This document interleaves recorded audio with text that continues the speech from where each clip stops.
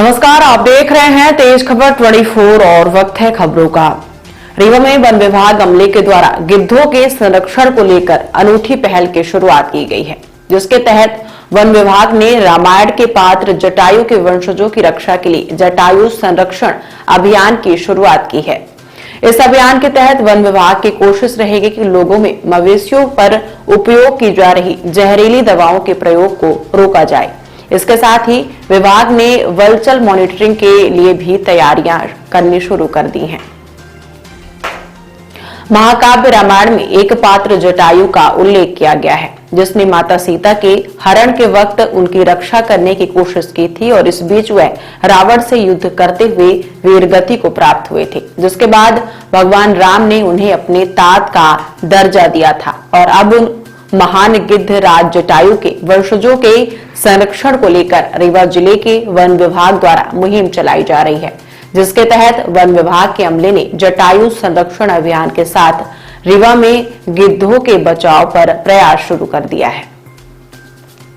दरअसल मवेशियों की मौत के बाद खुले में पड़े मवेशियों को खाकर गिद्धों के द्वारा अपना भरण पोषण किया जाता है, परंतु इस प्रक्रिया की वजह से कभी कभार उनके खुद के प्राण चले जाते हैं, क्योंकि उन मरे हुए मवेशियों में जहरीली दवाओं का असर होता है और उसी के कारण मवेशियों का मांस खाने पर गिद्ध संकट उत्पन्न होता है। ऐसे में रीवा जिला प्रशासन के अंतर्गत आने वाले वन विभाग के अमले ने जटायु संरक्षण अभियान की शुरुआत की है।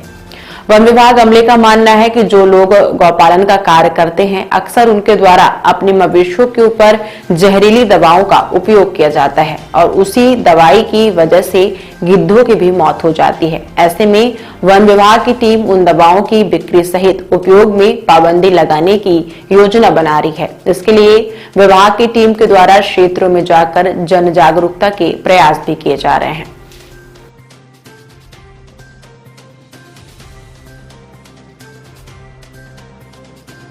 हमने गिद्धों को बचाने के लिए और उनके कंजर्वेशन को प्रमोट करने के लिए जटायु संरक्षण अभियान की शुरुआत की है।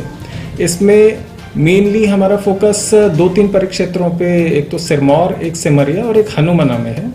उन तीनों परिक्षेत्रों में 2-3 हम डायरेक्शंस में काम कर रहे हैं। एक तो जागरूकता के संबंध में, जागरूकता स्टेक होल्डर्स की, मेनली कौन कौन से स्टेक होल्डर्स, एक तो गौ सेवक, एक गौशाला प्रबंधक और पशु चिकित्सक, वेटरनरी डॉक्टर्स और केमिस्ट या दवा की दुकानों पे, दवा के स्टोर्स में वो जो जहरीली दवाएं होती हैं जैसे डाइक्लोफेनेक, कीटोप्रोफेन या एसिक्लोफेनेक, ये उन दवाओं का ना तो बिक्री करें, उपयोग करें और ना ही किसी को करने दें।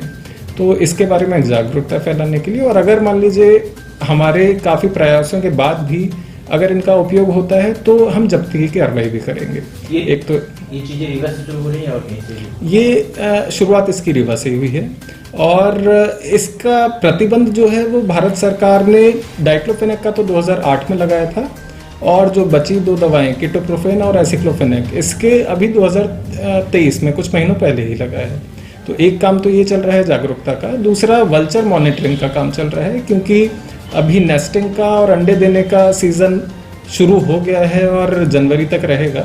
तो उस समय उनका कंजर्वेशन, उनका मॉनिटरिंग ज़्यादा हम ताकत से कर रहे हैं और मॉनिटरिंग से ये हमें पता चल जाता है कि अगर कोई इमीडिएट कुछ समस्याएं आ रही हैं जिसका हम निवारण कर सकते हैं, जिसका वन विभाग कुछ कर सकता है उपाय, तो वो हम डिसीजन त्वरित तौर पे ले सकें।